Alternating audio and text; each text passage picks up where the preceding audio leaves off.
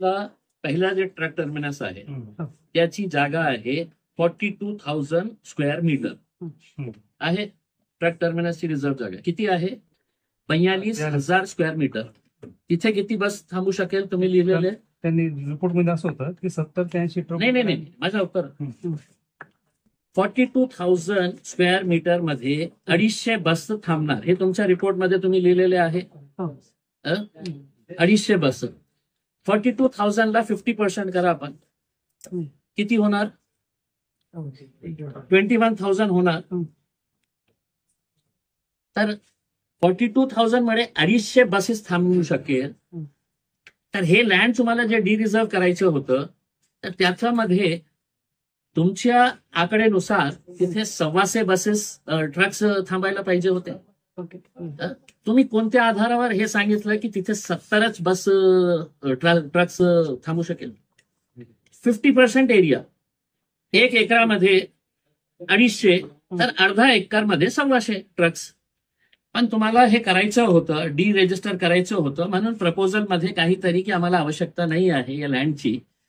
याचं नाही ते याचं स्पष्टीकरण तुमच्या मॅथमॅटिक्स प्रमाणे. माझं मॅथमॅटिक्स वीक आहे तर तुम्ही समजावून सांगा. 42,000 मध्ये 250 बसेस तर 21,000 मध्ये किती ट्रक्स थांबायला पाहिजे? तर त्याच्या सुविधा आणि दोन टर्न होता टर्न होत नाही. मोठ्याच्या गाड्या असतात. आपण गेले का सर तिथे कोणी आपल्यापैकी तिघांपैकी? म्हणजे आम्ही जेव्हा गेलो आजही आमच्या सोबत तुम्ही चाललं तर तिथे रॅडिको कंपनी आहे. तिथे लोकांना आम्ही जेव्हा भेटलो, आम्ही सगळं मीडियावाले गेले होते. रस्त्यांच्या दोन्ही बाजूने दररोज 150 ट्रक्स तिथे येतात दररोज. आता ही आमच्या सोबत तुम्ही तिथे गेलं तर तुम्हाला कळेल की तिथे रस्त्यांच्या दोन्ही बाजूने ट्रक्स उभे आहेत. तर कोणता ज्ञानी अधिकारी होता की ज्यांना वाटलं की नाही आम्हाला ट्रक टर्मिनसची नाही मंत्री साहेबांना द्यायचं आहे? सर्वे का नाही केलं? आपण सर्वे रिपोर्ट मध्ये लिहायला पाहिजे होतं की नाही तिथे आम्ही गेलो होतो आणि ट्रक्स रस्त्यावर उभे आहेत. एसपीएचा म्हणजे स्पेशल प्लॅनिंग अथॉरिटीचा रिपोर्ट त्याला घेतलेला आहे. आणि सर्वे झाला की मॅडम सर्वेचा कॉलम खाली आहे. नाही तुम्ही जे प्रपोजल पाठवलं रिपोर्ट चालतो आपल्या एसपीए हायर अथॉरिटी आहे सर्वेपेक्षा. एसपीएने काय म्हटलं की आपल्याला नाही पाहिजे, आपल्याला हे लँडची आवश्यकता नाही आहे. ट्रक टर्मिनस नंबर 2 आपल्याला नाही पाहिजे. सर्वे मध्ये हे आलं असतं की नाही त्या जागेवर त्याच्या शेजारी रस्त्यावर खूप सारे ट्रक्स उभे आहेत. ठीक आहे, ठीक आहे, मी समजू शकतो आपल्याला. याच्या बाबतीत तुमचा नियम आहे, याच्यामध्ये काही बदल झालेला आहे मॅडम? नाही झालेला. मग 20% लँड आपल्याकडे शिल्लकच नाही आहे तिथे. आपल्या म्हणण्याप्रमाणे जे आहे ना, जे लोकांना आपण सांगितलेलं आहे की 1 इंची जागा आमच्याकडे नाही आहे.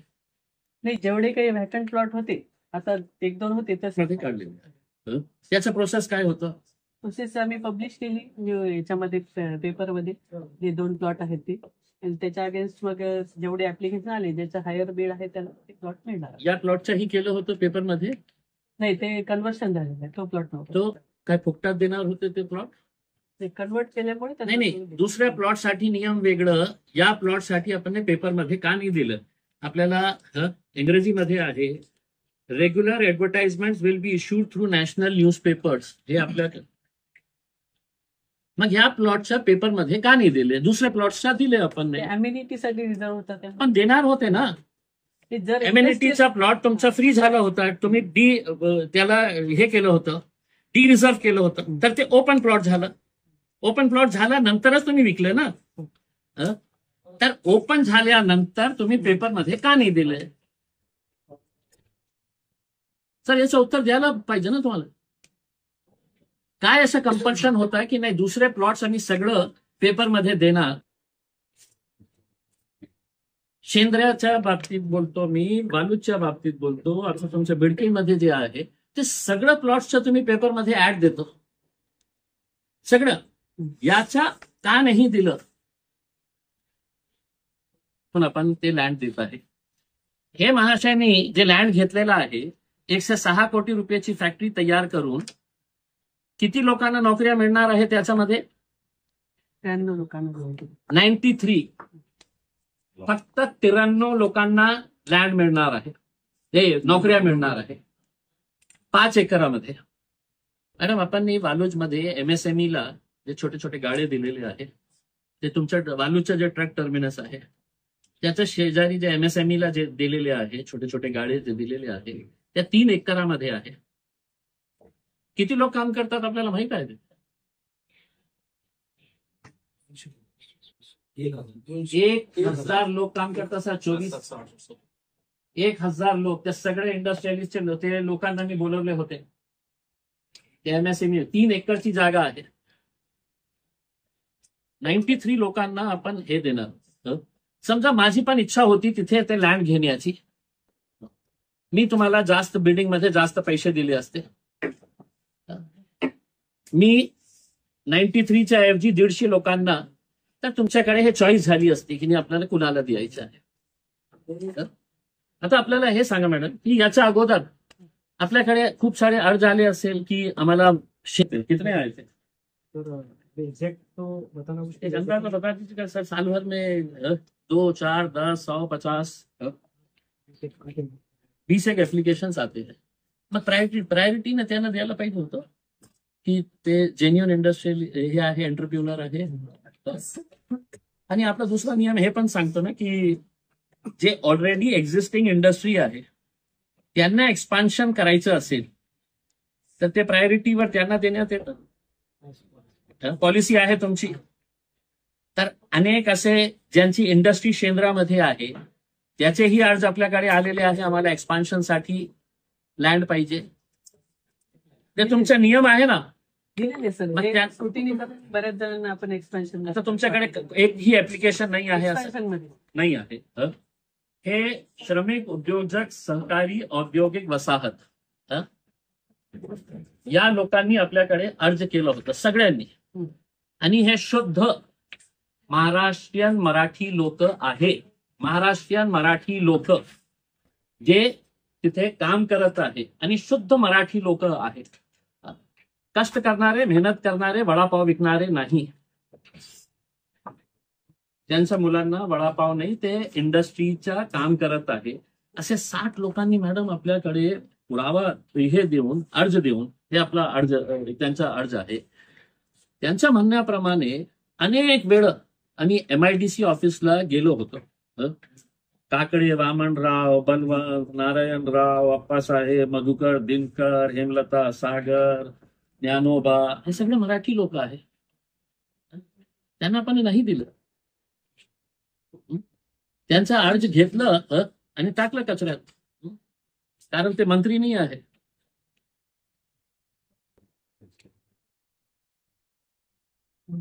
हे सगळं लोक आज भाड्याने जागा घेऊन तिथे आपली छोटी छोटी इंडस्ट्री चालवत आहे.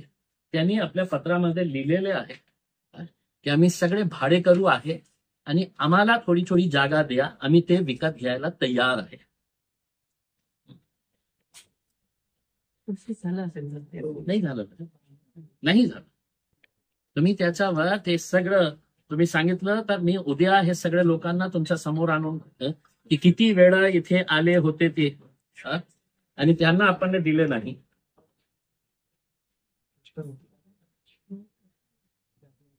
देतो मी आपल्याला पूर्ण कॉपीज, आपल्याला सगळं देतो. आपल्याला हायकोर्टाने एक निर्णय दिला होता, थोडासा जुना आहे, पण 60 लोक होते ज्यांनी आपल्याकडे जागा मागितली होती. तर हायकोर्टाचा ऑर्डर आहे MIDC ला, तुम्हाला पार्टी करण्यात आली होती. त्याच्यामध्ये गवई साहेबांचा ऑर्डर आहे.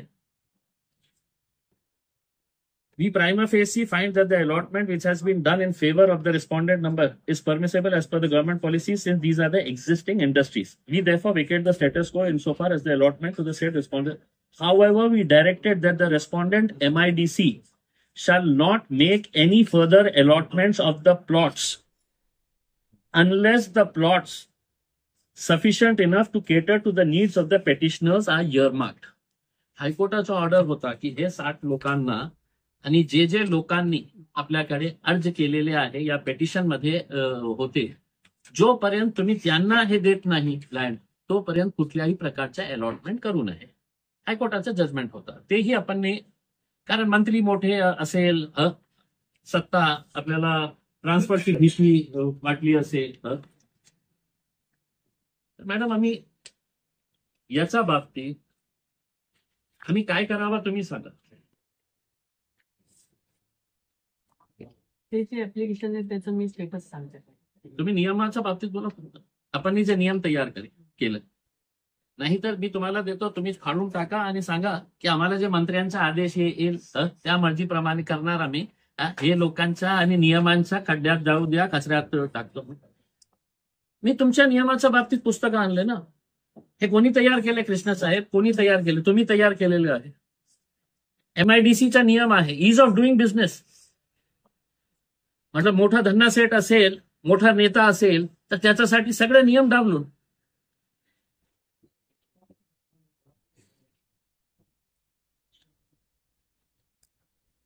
तर हेच कन्व्हर्शन वगैरे सगळं हेड ऑफिसच्या स्तरावर होतं. नाही ना मॅडम. प्रस्ताव पाठवतो. मॅडम मी Conversion. मानतो आणि तेही नाही केलं तर मी कोर्टात जाणार. इतका वर्षाची आपली नोकरी आहे, मग लढा.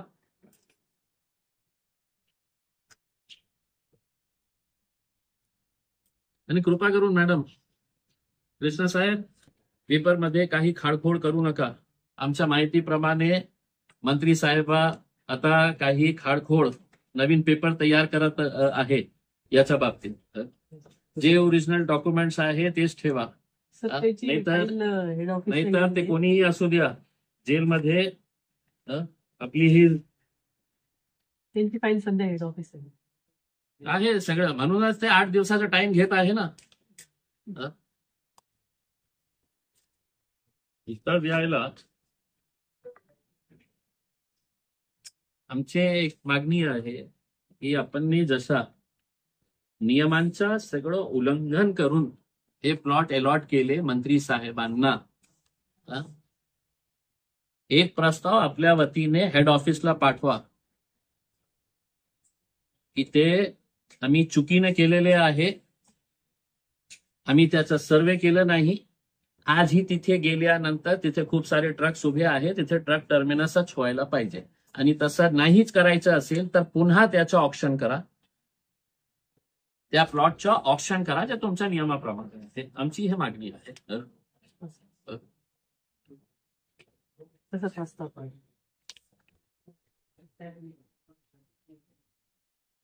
शेवटचं मॅडम नाहीतर काय हे मी कृष्णा साहेब अननेसेसरी नहीं क्या, you all will be in trouble. ये आप खुद मानते हैं. रिटायरमेंट को पता नहीं है कितना टाइम है, ये तो यंग है. लेकिन आखिरी के दिनों के अंदर तर मी पण आताच आली. नाही ठीक आहे ना. पण आता जे कोणी असेल त्यावेळी त्यांनाही सांगतो मी की तुम्ही नियमाप्रमाणे करा. इतके सारे मराठी महाराष्ट्रीयन लोक धंदा करायचा नाही, त्यांना धंदा करायचं होतं. आजही ते धंदा करत आहे भाड्याच्या जागेवर. त्यांनी आपल्याला लिहून दिलेले आहे की आम्ही भाड्याच्या जागेवर हे काम करत आहे. असे 60 लोक आहेत. हायकोर्टाने निर्देश दिलेला आहे आपल्याला की जोपर्यंत त्यांना प्लॉट मिळत नाही कोणत्याही नवीन अलॉटमेंट करायचं नाही. तुम्ही दिलं नाही तर आमची अपेक्षा हे आहे, नाहीतर आम्ही तर सोडणार नाही मॅडम. मी मतलब स्पष्टपणे बोलतो कृष्ण साहेब, हे सरकार काही करेल नाही करेल मला माहित नाही आहे की आपल्या नेत्याचा विरोध कशाला जायचं. पण मी तर जाऊ शकतो ना, मी एन्फोर्समेंट डायरेक्टोरेटला जाऊ शकतो. दिल्लीमध्ये जाऊन हे सगळे डॉक्युमेंट्स त्यांना दाखवणार.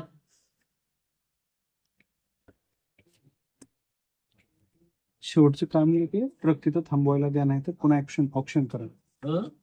पुन्हा ऑप्शन करा ना. म्हणजे तुम्ही सगळं नियम, म्हणजे हे जे पुस्तक आहे ना हे माझी नाही आहे, त्यांनी तयार केलेलं आहे. आणि कृष्णा साहेब मला म्हणतात की FDI त्या फॉर्च्यून 500 कंपनी होती का ते 2000-3000 कोटी रुपये किर्लोस्कर सारखे येत आहे. टाटा बिर्ला साहेब येत आहे. ठीक आहे, शहराचे टाटा बिर्ला ते बनलेले आहे. पण जे नियम आहे ते नियमाप्रमाणे आम्ही फक्त आमची मागणी हे आहे की या नियमाप्रमाणे तुम्ही त्यांच्या प्लॉटच्या आता कॅन्सल करा, प्रस्ताव पाठवा. ते तुमचे हेड ऑफिस करतील नाही करतील, नाही तर आम्ही तर कंप्लेंटमध्ये तुमच्या सगळ्यांचं नावं घेणार आहे की याच्यामध्ये आपल्या संगनमताने हे सगळं झालेलं आहे. आणि बहुतेक जे 6 कोटी 6.5 कोटी रुपये में तुम्ही प्लॉट विकलेले आहे त्याचं ऑप्शन झालं असतं तर ते पैसे माझ्या खिशात मध्ये नाही आले असते, MIDC ला मिळाले असते. बहुतेक कोणती दुसरा जे इंटरेस्टेड पार्टी असलं असतं ते 10 कोटी रुपये तुम्हाला दिले असते.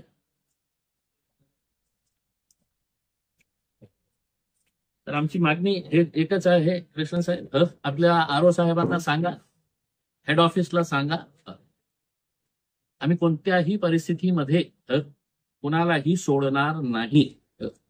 जे आम्हाला करायचं आहे, आंदोलन करायचं आंदोलन करू, कोर्टामध्ये जाण्याची तयारी आम्ही ठेवलेली आहे. आणि सरकारलाही आम्ही सगळं पुरावे देणार आहे. ते काही केलं नाही केलं तर स्वतः मी enforcement directorate, anti corruption wing of CBI आणि इन्कम टॅक्सलाही पाठवणार आहे की असे 27 कोटी रुपये स्वतःच्या खिशातून देणारा मंत्री रिक्षा चालवणारा म्हणतो. तर बघू आम्ही. ठीक आहे.